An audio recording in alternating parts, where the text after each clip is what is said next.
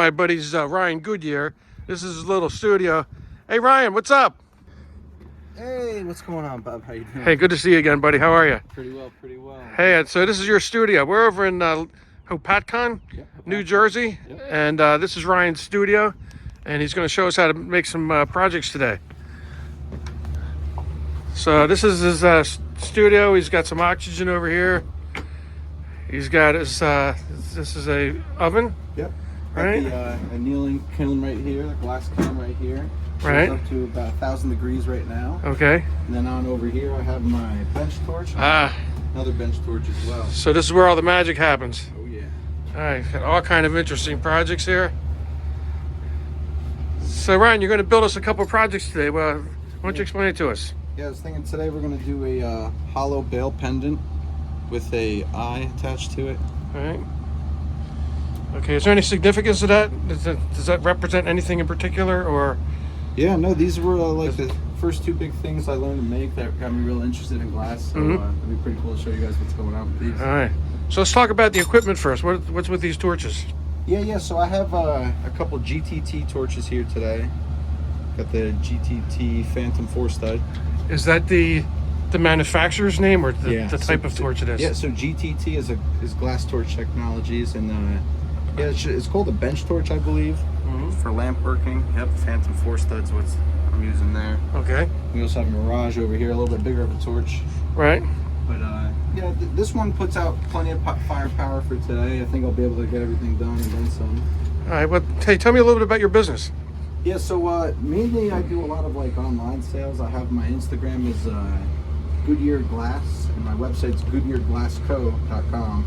And yeah, I do like a lot of shop sales. I have like local shops I sell glass to. Have you know, a lot of private sales. People come ask me for custom pieces, everything. It's pretty interesting. All a right. lot of people and you know types of people you meet doing the glass and making glass for people. It's pretty awesome. All right, cool. We're going to put your website at the end of the video for people who are interested. All right. All right. All right. So what do we want to make? Yeah. So I think today I'm going to start working on the first part of this two-part project here. I'm going to make this bale here. So I have prepped up just a little blank. I'm going to start heating that up and shaping it into this bale thing here. You know, some progress, what it would look like partway through. But Okay. yeah, in the oven over here, I have a piece that I'm warming up for us to start heating away. And we're going to trim this one. We're going to melt it up a little bit. Get some heat.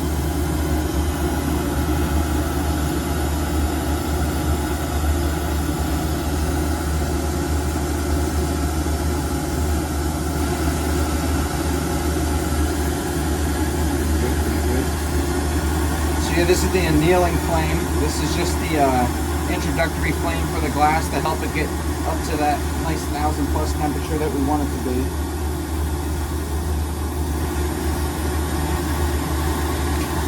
So it gets workable at 1,000 degrees?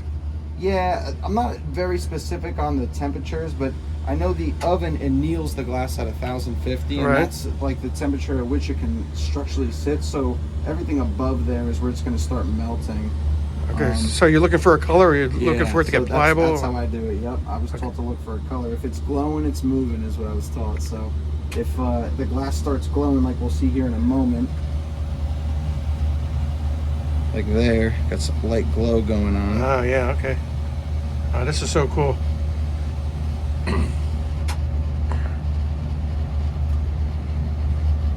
Yeah, so I have it's called a two-stage torch, and I have a pedal.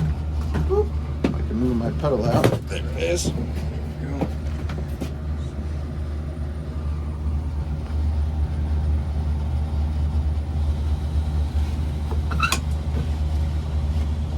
So my pedal will turn off the outer fire flame for my torch and allow me to work it. So you're starting with all these glass tubes that you buy, Yep. right?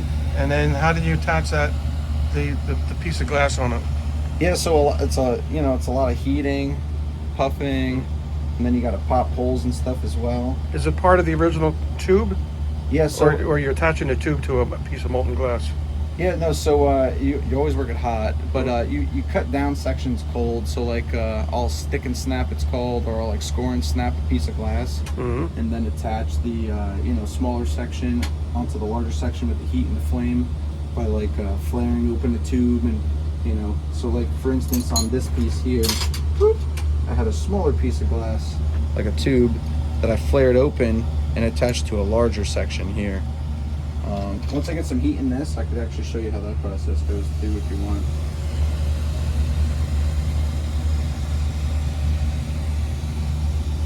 Yeah, you got your built-in air ventilation system up here. It's really nice. It's a little self-contained studio. It's very cool. Yeah, appreciate it. Yeah, it's got everything you need, just not enough space yet. Yeah. But it works out.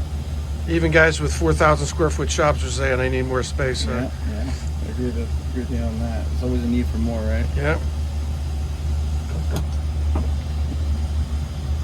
Yeah, so that outer flame comes on, it's a lot of heat. Whole lot of heat. So you're saying earlier the heat's generated with a combination of propane and oxygen, right? Exactly, yep. Okay. So it's mainly oxygen, but it's a healthy mix of propane in there as well. There's a like a blend you have to adhere by.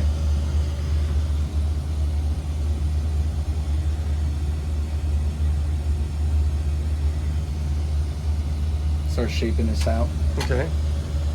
So what I have here on my neck is called a blow hose, and this allows me, while I'm working it in the heat, to be able to add or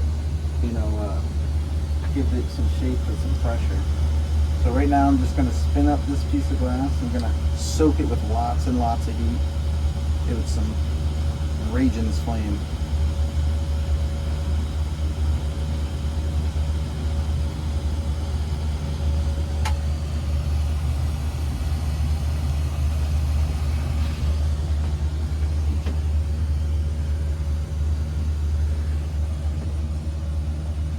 So you're slowly blowing and it's slowly expanding.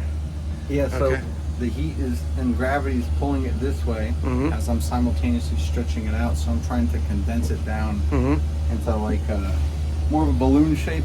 Right. And then it'll kind of go from a balloon to like a beach ball, and then like a flattened beach ball almost. But yeah, shaping is so this is the glass I use. I forgot to explain. I use borosilicate glass, so it's not soft glass. This is like scientific glass. It takes a lot more heat and holds heat for a lot less time than soft glass does. So it's a lot more repetitive of a process, coincidentally. So I guess you could blow too hard and pop the bubble, right? Yep. So it's a painstaking process.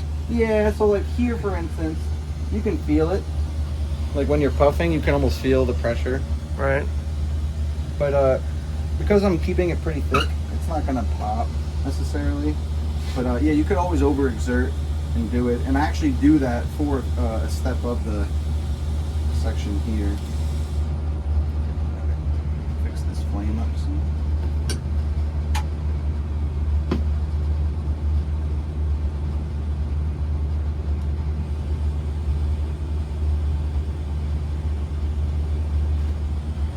So how long does this particular part of the process take? Yeah, so I mean, it depends a lot on many factors. This one, because there's some black in it, it's going to take me a teeny bit longer. Black frit glass that you see on the left there likes to like just really take lots of heat into it. The outside of it is this blood orange here, and that one doesn't take nearly as much heat, coincidentally. But so what are these crystals called? yeah, so this is glass frit, and they sell, this is keep out of reach of children. It's pretty dangerous stuff if you don't keep it closed up, but they sell it in different grades. So I go with a smaller, finer grit, and that's just essentially like colored, glass rocks, essentially, like I guess powder. Not exactly powder. I'm trying to think of a good word. So why is it dangerous? Yeah, so if that's inhaled, is really bad. The borosilicate dust can go into your lungs, and I think you get like silicosis, or I forget the hazardous term that happens, but essentially glass gets absorbed into your lungs and it doesn't really leave. Oh, okay. So yeah, keeping it closed is a big aspect of it. Like just being safe in general. It's like one of the things for me I was really concerned about when I got into glass. I just wanted to be safe. I don't want to risk it. So is the ventilation system always on? Do you have to wear a respirator or anything? Ventilation's always on, yeah. Yeah. Yeah. Actually, I've been through a few different ventilation setups just to try to figure out this one, but I have too strong of one, too weak of a one. It has to be like pretty well balanced, but I use floor vents to pull the air up and out through the ventilation.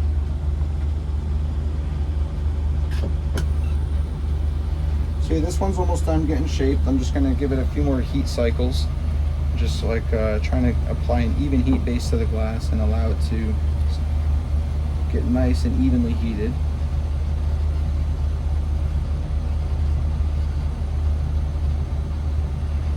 So it looks, to me, being a novice, that looks like it's about ready to go. Almost, yeah. So there's a few more things I'm gonna do shape-wise, but yeah, I'm getting pretty close to that shape of the pendant that I want. Okay, you shape it also not only on this L-shaped anvil, right? But So you're this shaping is it a with marver, yeah. What's it called? A marver, an L marver, yep. L marver. Okay, and I guess there's other things that you can shape it with. Exactly, yeah. There's so like tooling. These are like more so as guides instead of exact shapes. But this is like a marble tool. I would use this for marbling. Yeah. I could also use it for hollow, like round vessels like this. So just to give you an idea, I'll give this some heat in it, and then I could use this shaping here to help me like round it out more specifically if I needed the help. But I've got it pretty even by hand right now. So, do people ask for specific things like design it per these specifications, right? Oh yeah. Okay. Yeah. And whether color or shape. Yeah, a lot of color and blending and patterning people want. Like this is like a simple 2 pattern we have here, just like a left and a right. But yeah, people ask me for all kinds of stuff. We can definitely feel the heat. Must be tough in the summertime. Oh yeah. Your air conditioner? Yeah, that's air conditioner too. You got an air conditioner too? Okay. 16,000 BTUs and it's not enough. Yeah. Wow. Yeah, it's getting warm in here. Uh-huh. Oh yeah. Yeah, when there's 2 of us going especially, it gets to be a little something special, but yeah, a little sweat and you're all right. Yeah, we're in our 3rd day of spring now. It's around 55 degrees today. Yep. And in here, it's what? What do you got? We're 93 inside. Yeah, well, up on the hood, it's 93. Down here, it's probably like 10 or 15 less on average. Oh, okay. Yeah, I have that thermostat up there just so I can make sure I'm not going to catch my building on fire if I cook it up. But I've seen that go up to like 120 up there. Mm-hmm. It's like normal, but yeah. What is it? Insulation and ventilation are the answers, yeah. Mm-hmm.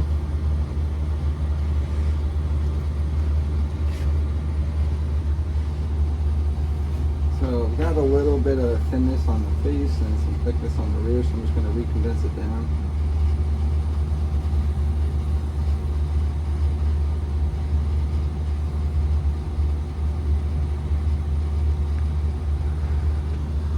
So right now it's more of a spherical shape, right? But you're going to flatten it out a little bit so it's more of an oval shape?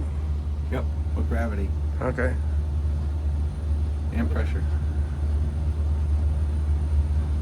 Do you ever put air on the outside of it and not just on the inside? Oh, like blow on it? Yeah, blow on it. I see people do it. I don't know the exact purpose of that, but yeah, it's like if I want it to cool, I'll just keep it out of the flame. Yeah, I've seen people do all kinds of stuff.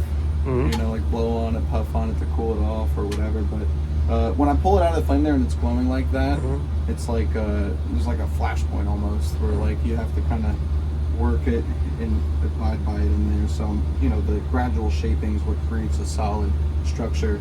If I force all the glass into one shape, it won't have an even wall weight. And that's like the biggest thing for glass, for me at least right now, is just maintaining wall weights and even thicknesses in the glass. I think that's a lifelong process, honestly, but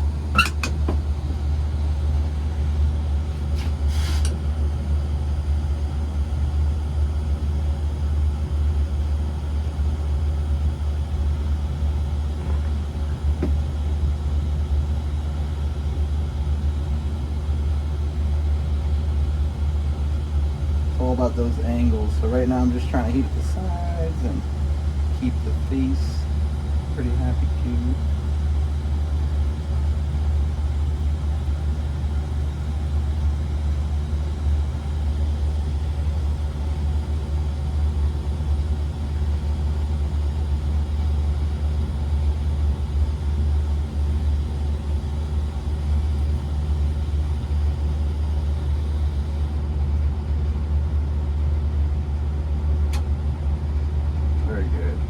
getting close.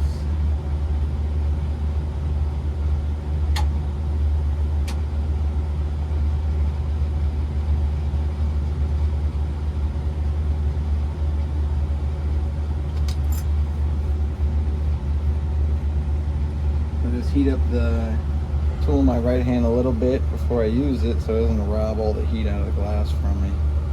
But just a slight shaping.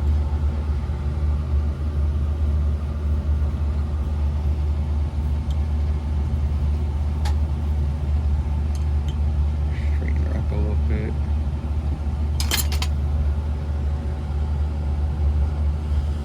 Yeah, so now that we have our shape, the next step is going to be to set up the holes on this pendant here. So I take my flame and I dial it in real tight and I focus the heat just on one spot.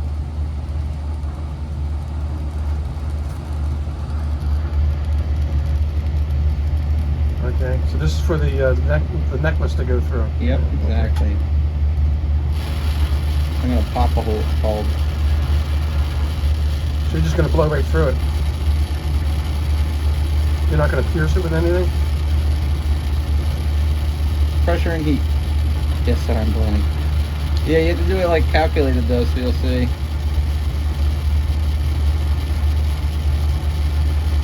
I puff it out initially so it's exposed. The glass on the top of the bubble is very thin right now. Before I actually go and do the hole on that one, I'll set up my next one. I use the heat a little bit to draw where I want to go, and then I find it. A little off. That. Let's see, do I like that? Always got to check. The holes aren't in the same spot, it'll look real weird. So is the hole already formed on the first one? Not yet. Not yet? Okay. I'm at the prep 2 holes and then pop one, then the other. And the reason behind it is I need pressure and lots of heat in this spot. So like, I'll dunk it. You'll dunk it? I dunk the piece in the flame. Oh, in the flame. Okay. Oh, there it's rising. I see that. Yeah, traditionally you want to like not go so direct in the flame, but yeah. So now I have the right hole is ready and the left hole is ready. So I'll go back to the first one. Take a small piece of glass.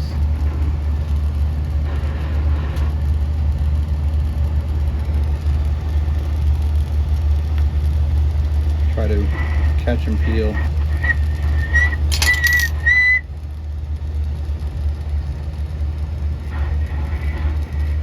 Okay, so you do pierce it. No. That was pressure pop. Like, watch, I'll do this one without a tool. Watch.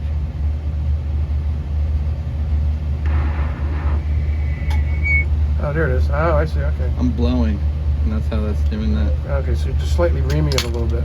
Yeah, once it pops, I put the reamer in there to kind of catch it. I see. Okay. You know, and try to shape it. I got you. So now I'm gonna just melt them in and try to make them look a little nicer. Make them look the same size too, right? A little symmetry. Yeah, goes far. So this one.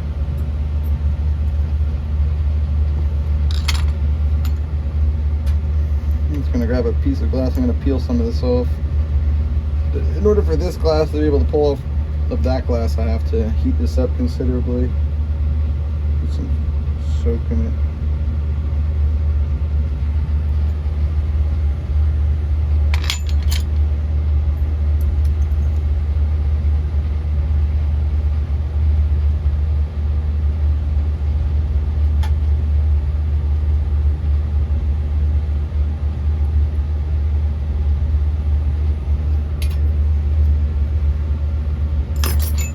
Open a teeny bit. Yeah, so this is all graphite tools we use here. Some of my tools are high polish graphite, which is like a much denser version of it. But yeah, these tools get hot, so you can't like just keep them on the glass constantly. But so here's our overall design so far. Okay, so we got both holes. Yep. So now this one's going to go in the oven. Just going to give it some little bit of love afterwards. This is called the annealing flame. This should help show some of the color as well that's on the face. You can see like the orange coming off of it if you peek over your lenses. See on the piece there, backside the orange. Lets you know that it's at temp. Should give it some nice heat. So now this piece is going to go on standby in the kiln. Kiln set to 1050. Perfect annealing temp. Put that in there. So this is a tempering down process? Yeah. Yep. So you bring it up to temperature to put your glass into it, or you could put glass cold into it, then bring it up. But yeah, the annealing process is allowing the glass to cool at such a rate that it won't just break. If most glass, if I just let it sit out from a hot point, when it settles down, it'll just break. Okay. It doesn't settle properly. It needs I think the terms I've read are called, it needs a perfect crystalline structure for the borosilicate glass to like settle in. So how long are we going to keep it in the oven? So this one, it's not done yet, but I'm just keeping it in the oven to keep it warm. But typically the annealing cycles are like, like 4 to 6 hours on average. Mm-hmm. So thicker items, like a few marbles I've made, have taken like days to anneal, and it's because the glass is so thick. Mm-hmm. There's a formula for every ½ inch of thickness of glass adds like a half hour onto the annealing cycle. So it's like a half hour onto each step. Okay. Pretty interesting. So yeah, now I'm gonna start the second part of today's. Yeah, so the next portion, we've made this whole back half of this pendant, so now we're just going to be working on this eye part here. So I'm going to start with the center of the eye, get the white, the color, the pupil, and then I'll add the lids on and carve those on once it's attached to the actual pendant. So what part are we starting with first? Yeah, so I'm just going to start with the center of the eye, the white. The very center, okay. Yeah. So yeah, the white I use right here is, I use this dense opal gather, it's pretty nice. But yeah, I'll break off some of this here. And so you already prepped this? this is just the color. I have to still shape and form it, but yeah, it's prepped for sure. Okay. Save some time. That one took a while. But you did that. You didn't buy that because you just buy the glass tubes and then you do everything else. Exactly, yeah. Okay. So yeah, this handle here, actually a buddy of mine during a lesson taught me how to do this, and he like gathered up a nice handle for it. This thing should have a counterweight on it. It's so heavy. Oh really? Yeah. Is that solid or is that hollow? Oh yeah, it's heavy. Yeah. So it's solid now. Yeah. Oh, okay. Solid, yeah. Yeah, I see. Yeah, the only way you can tell is by spinning it. But yeah, counterweight would help a lot. That's all right. I only need a little bit. Yeah, you're young and strong. Yeah, right, for now. So we're working on the pupil right now, right? Yeah, we're going to make the base for the eye to sit on first. So to do that, I have to take some of this this section here. So we're making the white part of the eye then? Exactly, yeah. Okay, not the orange or not the black? No. Oh, okay. Not the iris or the pupil, just the actual white of the eye. Yeah. Oh, okay.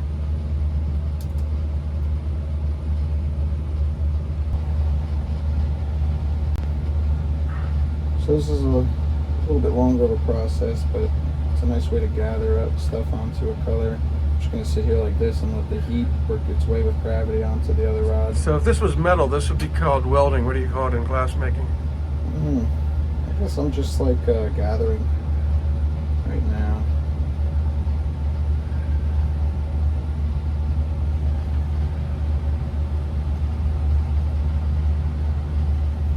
You see how it's kind of like melting off the end and going on to the one on the right. So we're just trying to pull some of this off right now. Yep.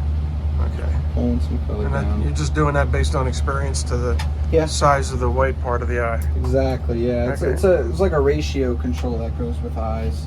I noticed it's like you have to stick to a certain blend amount. You want a certain amount of white, a certain amount of color. I was taught to think of it like making a cake. So like you have the main cake area and then the icing and then the candle almost is how it looks. So right now I'm just making the center of this eye. Gather up this color. And what did you call this forming tool again? So this is a marble tool. Marble? Yeah, it's like they call them marble molds, but they're not really molds. They're just like more like guides that kind of guide you into the shape that you want. They don't actually make the shape. You still have to use some, flame and heat. So if you're in the production mode and let's say you're selling marbles to the public, you got to be making a lot of, you got to do them quick. Yeah, it's a whole different process. So like we're doing all the steps 1 through 10 like that. Mm-hmm. Usually I'd like stay on step 1 and just do a bunch of step 1 stuff and get a bunch of prep made, like you see to the right here. And then you take all your prep and you make them into the intro shapes, and then you crush them down into the other shapes. So you just like progressively do it. I have a few friends that do production. They really kill it with that. Just making it like that, Henry Ford assembly line style. Right. Pretty interesting stuff. So once you get into your larger shop next door here, what other equipment are you going to have? Yeah, so with the new equipment I'm really looking forward to is going to be some cold working things. So in glass, the two big ones I noticed are the lapidary tool and sandblasting. So like a lap would be nice because you can just finish up pieces afterwards. Is that the tumbling process? No, that's like a flat disc that you like grind it on. Oh, okay. Looks like a record player, metal record player. Mm-hmm. You just sit there and crush the glass into it, and you make flat spots. It's like faceting. Pretty interesting. And because glass is so hard, you could really facet the junk out of it. It's pretty nice. So I'm just soaking this heat right here. So what color are you looking for now? So this is dense global in my hand. This is just the base eye. So as far as like a glow, I just want more heat. So I really should just go like this. Save myself some time. Just a little bit of forming. Give it some heat. So you're starting with a circular pattern, but you're going to turn this into an oval eye-shaped. Well, yeah, so it's an eyeball right now. And Right. I'm going to make the eye onto it, and then I'll change the shape once it's all combined. The next step now is to add some color. So we'll do another orange again. Nice lava color. This is... That's glass also? Yeah. Oh, okay. Yep, this is That makes sense. interesting color. Once you heat it up, you see how it changes. Look. It goes like very interesting. So it's you like work it, understand what it's going to do. So I don't really know much about the glass blowing community. So how big a community is it? I mean, do they got national chapters of it, or?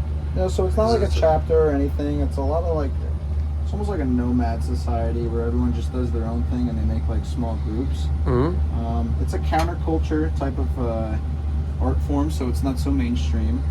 Meaning primarily that like the people you see in it aren't. I don't know the best way to explain it honestly, but the people you see aren't conventional by any means. Is the best way. So how do you find each other if you wanted to pal around with guys? Groups. So for instance, in the woodworking community, Yeah. you've got like the wood turning community, I should say. You've got the American Association of Wood Turners, right? And there's thousands of people in that, right? If not tens of thousands, right? And I think the AAW itself, I think it's got 15,000 members in the organization, with about 250 chapters around the country. So is there anything like that? Yeah, so like as formal as that, not really. I know there's like certain alumnus and certain things they have through schools and graduate programs, but like you need a degree for that. There are events that have like very strong family connections, like DFO family reunions one, Melt in Connecticut's another one. What's DFO mean? It's an acronym, I don't remember right now, but it's essentially like a glass conference where a bunch of glass blowers go. Oh, and so they link up. So it is a lot like your guild or whatever. Okay. But the difference is mainly is like this is like a private event. You got to pay to enter each one. So it's like I think Melt was like $800 or $900 for the weekend last I checked. And you spend that money, you get to bring your torch to the the event, and then you sit there and you blow glass and buy materials if you need it. But they supply you with like most of the stuff, and you essentially get to like connect with a larger community of glass blowers like you're talking about. Right. It's pretty interesting, but yeah, those events they're a little pricey. Just for me currently, I definitely want to go. I'm just not there yet. Right. It's all right though. So you said earlier you've been doing this for about 3 years now? Yep. Yeah, this is my third year now with glass. The first year was like a lot of like figuring out how to get a studio. In such a small area. And the second and third year we're like making this place happen. So like I've been doing like half working on my glass, half making studios all the time. So I even got a third studio I'm working on now outside, but yeah, no, it's a work in progress for sure. So there's a couple different maker spaces around that usually you've got either woodworking or metalworking, CNC type stuff. I don't know if there's any organizations that you can go to rent the equipment on a daily or monthly basis. Right, nothing like that around here. Okay. If you're in school, yeah. So New Jersey's lucky. We're one of the few states in the country that has a glass blowing school. Oh yeah. The unfortunate thing is Where it's is on it? the opposite side of the state. Is it down in South Jersey? It's in Salem. It's like 2.5, 3 hours from here. Yeah. That's down in South Jersey? Yep, exactly. Yeah. So in southern New Jersey, there's Salem Community College for glass blowing, and they have the scientific glass degree that you can get there. I know a few people who have it, and it's pretty interesting what they're able to accomplish with the knowledge they have from that place. But yeah, those places don't work on any colored glass. They only let you use, your regular clear glass when you're there. 'Cause it's scientific. Okay, so you can actually go to school for this. Yep, exactly. You know what college that is, or is that? Yeah, it's Salem. Salem College. Oh, okay. Salem County. Oh, okay. So is that down near Philadelphia? No, it's past that. Past Philadelphia? Yeah, we're talking like Wildwood area. Oh, okay. Yeah, it's on 3 hours south in Jersey. Is pretty far. It's yeah, as yeah, far as you yeah. can go, yeah. Yeah, I vacation in Wildwood every year. Very nice. Yeah. I like Wildwood. Yeah. A lot of glass down there, actually. It's cool. Like that whole area is pretty cool with the glass, and they have the Salem is the school, but then they have all the students live in a building. And there's a glass blowing studio attached to it as well. So I've been there with them. Does Peters Valley have anything like this? Not sure where that is. It's up in northern Sussex County. Oh, really? I know they've got metalworking, woodworking, weaving, ceramics, things like that. It's a whole maker community. I hear there's a woman who has a soft glass studio, and she's in like Andover area, which isn't far from me. Yeah, right. But I've never met her. But I know people that know her, I guess. But yeah, it's really niche. It's like, I wouldn't say it's difficult. It's just very uncommon to find someone who blows glass, or like to meet another glass blower. Like for reference, I went out to Pittsburgh last summer. I'm at like a little event, and just like a random guy there was like, "You blow glass?" I'm like, "Yeah." He's like, "I blow glass," and we're like instant friends. That's Yeah, how it sure. works. Yeah, it's kind of funny how that happens, but Is there a Facebook community? yeah. So there's a group now. I'm not sure if it's joinable currently, but there's one that's really big for glass blowers. It's called Torch Talk. Yep. Appropriately named. Exactly. So yeah, Torch Talk has lots of members and lots of good info. The dude from that TV show's in it. He's a moderator. Blown Away? Exactly. Yeah. Okay. His name is Mike Mason. So right now I'm just throwing some clear on this lens.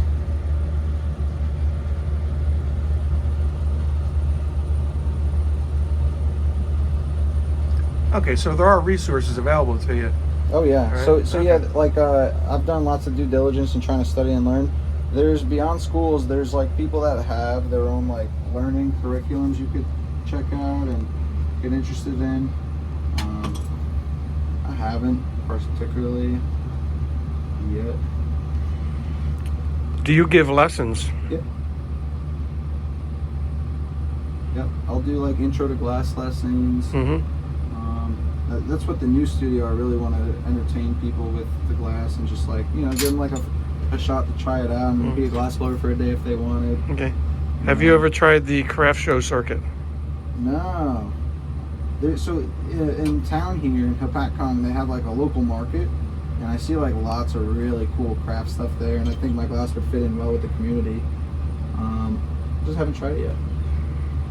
But like, it's strange. Like, not that I'm like I guess nervous or not like happy with my work, but like I want a certain quality to go out there with. But I'm working on it. So if someone asked you to give a demo, could you move the equipment, a portable oxygen and propane tank, and go do a demo somewhere else besides your studio? Yeah. So I've like attempted a few times at a few festivals to like bring my glass equipment there and stuff and like blow glass there, and I definitely, as a physicality aspect, could, no problem. like I could go do it. It's the permission thing that always ruins it.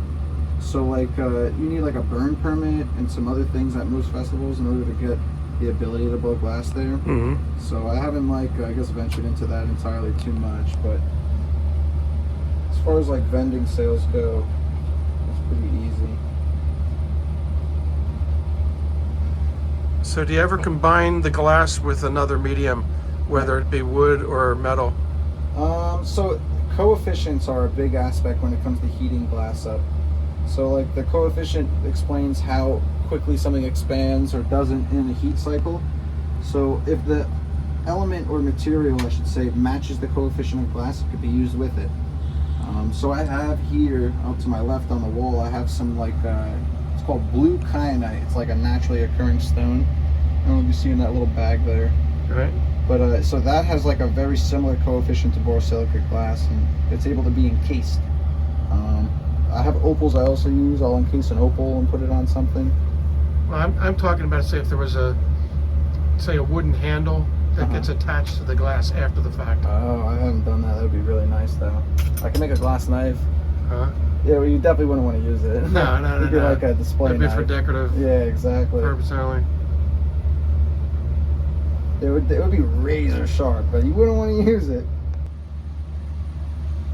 So now, take this little eye and start sizing it up on this pendant. Get some little heat first. Little heat. Push hot. Alright.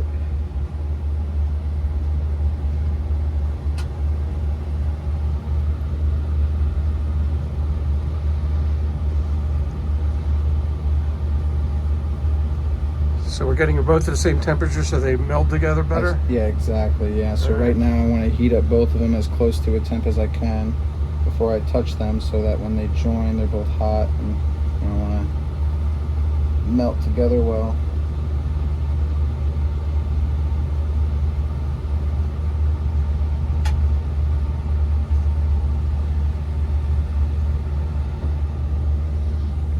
Feel this little section.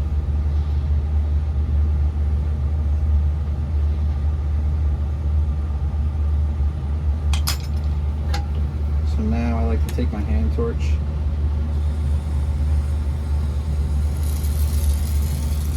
I like to use this.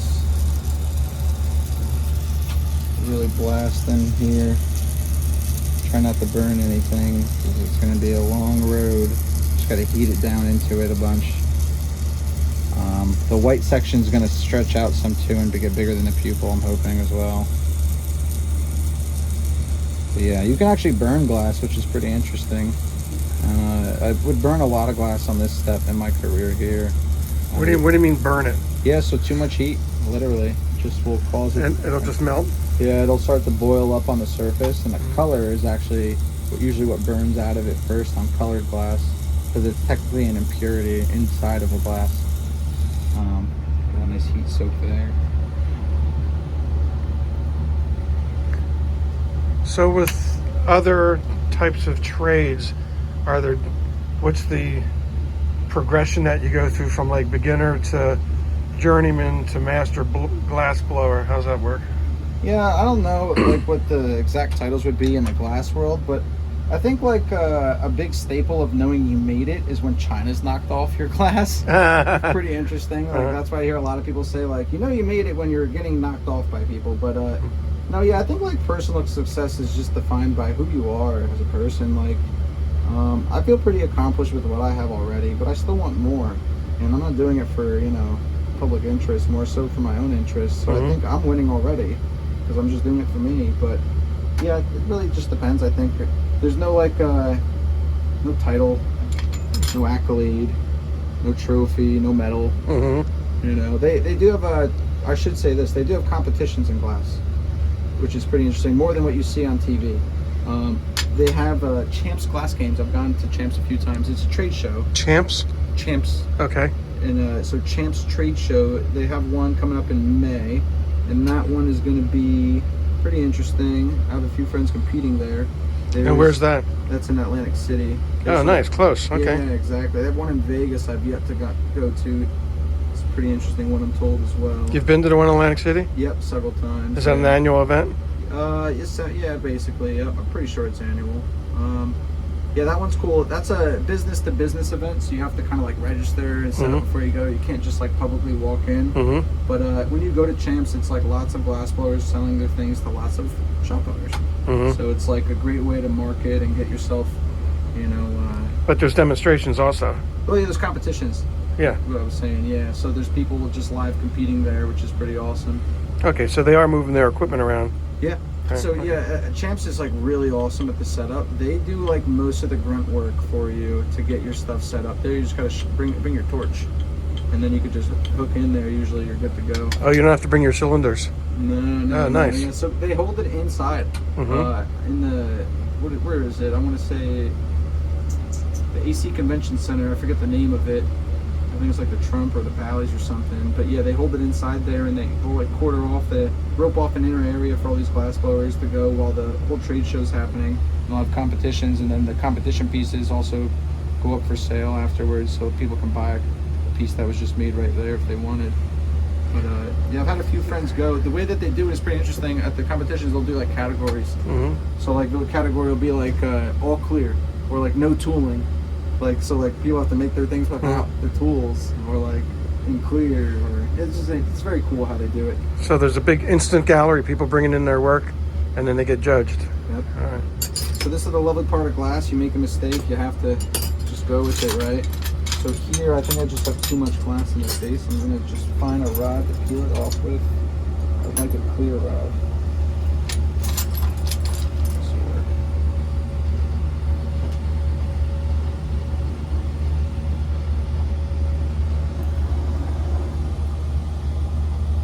So what are you doing now? Taking away all this work I put together. All the what? I said I'm disassembling some of this work I put together. Backpedal a little bit here.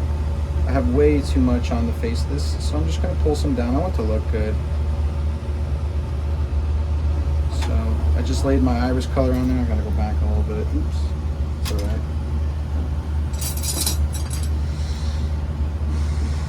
Sorry about that. You know, part of the process. You live and you learn. I'm kind of like jamming the eraser on the test, you know, right before I hand it in. So yeah, let me get this hot.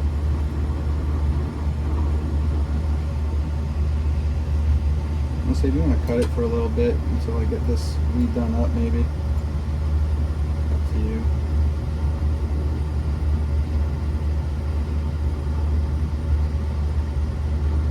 Yeah, just proportionally, it wasn't looking good. The eye was just too big. It's a smaller little pendant, so I want it to look nice. So yeah, that's the beauty with glass. You can just constantly just say screw it. Just start over on a new section. Glass is, you know, 100% recyclable. So eventually just break down again. So at what point it's more or less you have to move the eye into the pendant, right? Yeah, I gotta do it again now. So you're gonna have to smush it a little bit, right? Yeah. Right now I'm just peeling away a lot of this white. Just taking off the excess. Yeah. I thought it was gonna like flatten down some more, but it didn't, which is okay. But yeah, it's like part of the process. You have to be very forgiving on yourself when you're working with glass, because it's never gonna go the way you think it do. Especially early on, I've learned to just like accept that I've made this mistake and just move into the direction I want to move. Be happy with where I'm at. It looks much more size proportionate, I think. Yeah. So now I'm just going to shape this out again a little bit more.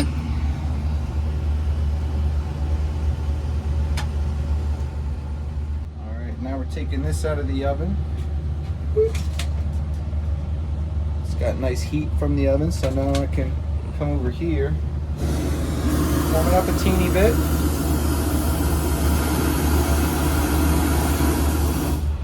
And now start laying the lids on.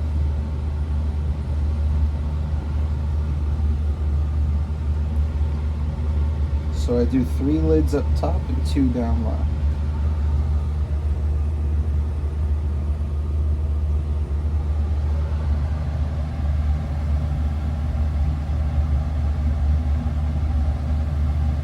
Peel away the excess.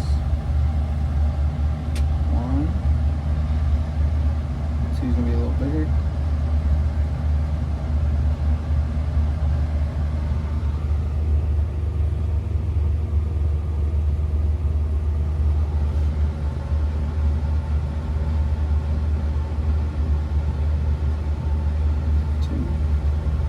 The third one's going to go right over both of those.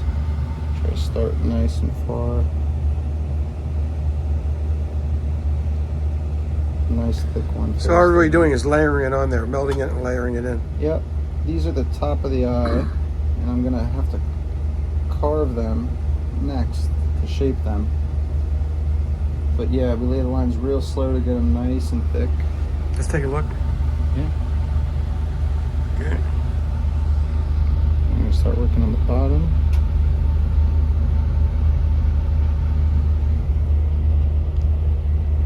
Try to peel that up.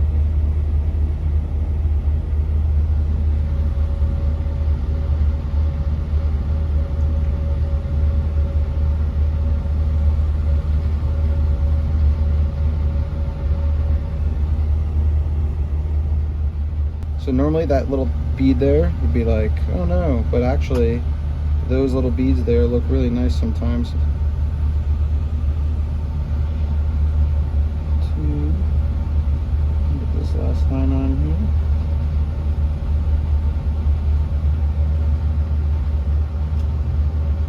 here. Is this a creation of your own design, or is this a standard main project that glass blowers start with?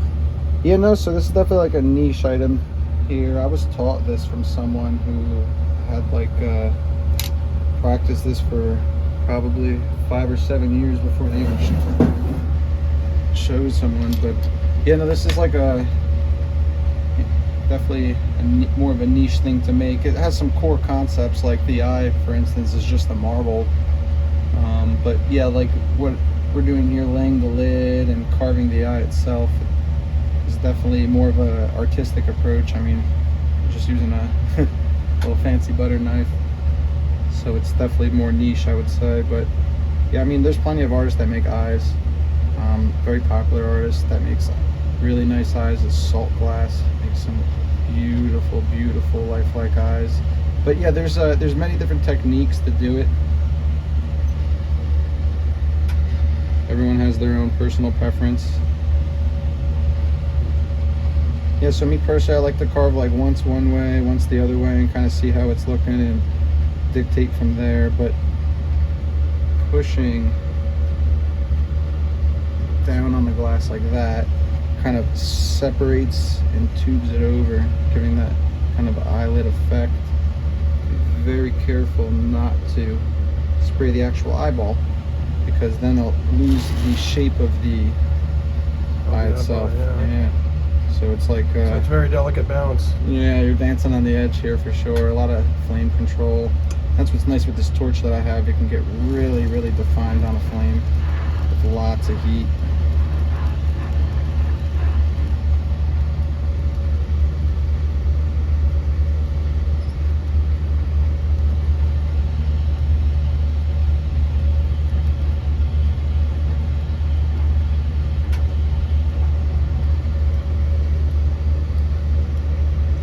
You can kind of see the lids kind of bending over it.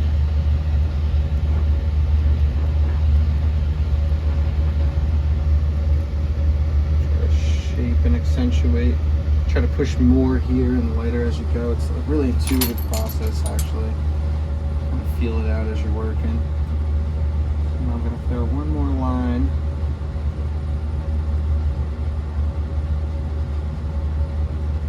This is a tough call where to put the line. I could go up top and try to stretch the lid over more, but I think I'm going to fill the bottom up a teeny bit and try to even it out just a small amount.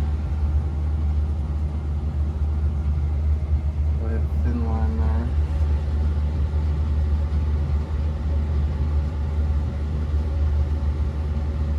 But yeah, so building eyes is like a combination of many different skills. You have your hollow forming, I should say building a hollow pendant on it. Get some heat real quick. Extramination. It's definitely like more of an intermediate kind of thing in glass. You have your line laying, your marble forming, and then lots of individual heating. heat bases.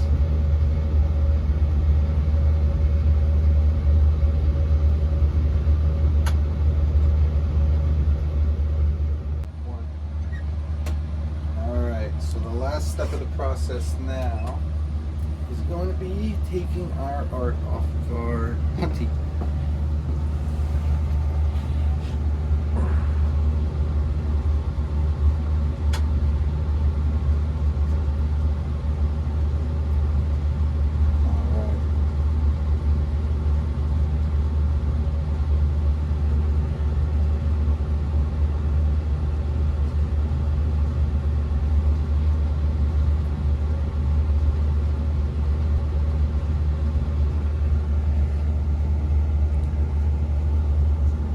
So you're going to be removing the left tube, right?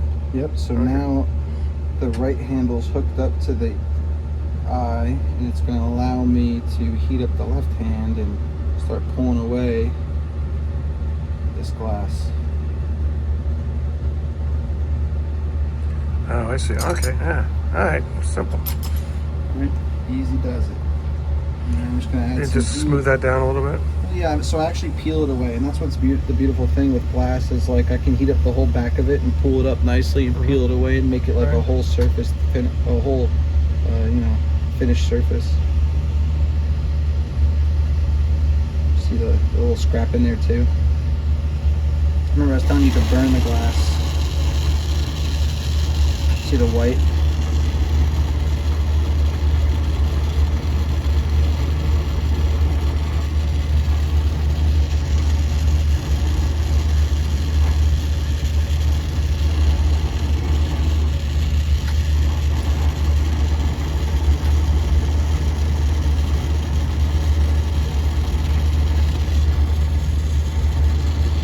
So as long as I come out of the flame and peel, it'll actually never pop the hole. It like always hardens up just in time when it gets thin. So then how do you hold it to release the tube on the left now?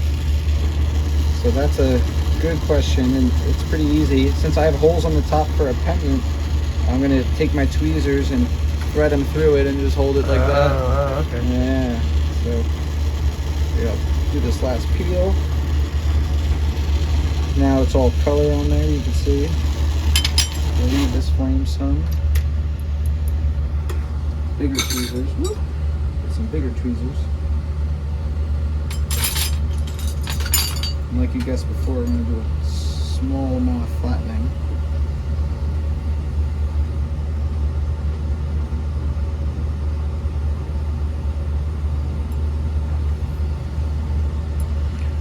Hand-eye coordination is extremely important here. Oh yeah. Oh man. You have to be confident in your seals, yeah. Yeah. 'Cause this is a cold seal, it's called, so it's not structurally there. So you'll see it's very fragile. If I were to bump this right now, it'd all fall off, which has happened before. I'm just gonna give this one more lick with heat. Let it cool a little bit. Now I should be able to. In woodworking, we call that parting off. Nice. So that's it. So then it goes back in the oven for several hours. Yep. After I polish this up. That's really cool looking. That's very cool looking.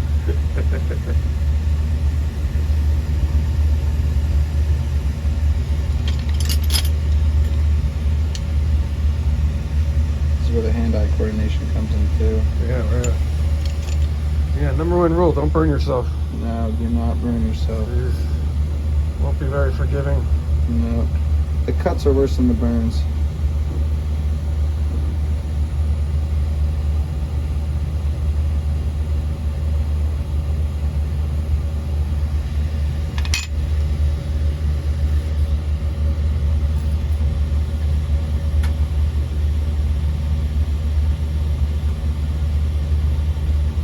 Try to not sit on an axis for too long. Yeah, my buddy that's got a woodworking school, his number one rule is you have to leave the shop with all 10 fingers. Oh yeah. And you don't want to be getting burned on this thing. Yeah, the heat's so strong, it'll do some damage to you, but the cuts are some of the worst stuff. And it's just because the glass is clear and it's very sharp. Sometimes you rub your finger the wrong way and it just cuts deep. The burns are usually on the surface. You keep like a light hand as you're working, but there we go. Little hollow eye pendant, black on the back, some pink on the face. Awesome looking. Well, this has been a fantastic afternoon, Ryan. I really appreciate you having me over to your shop, man. Appreciate it, man. All right.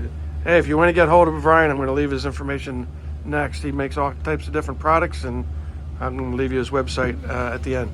Thanks for tuning in today, guys. Sounds like a plan. See you Bye. soon.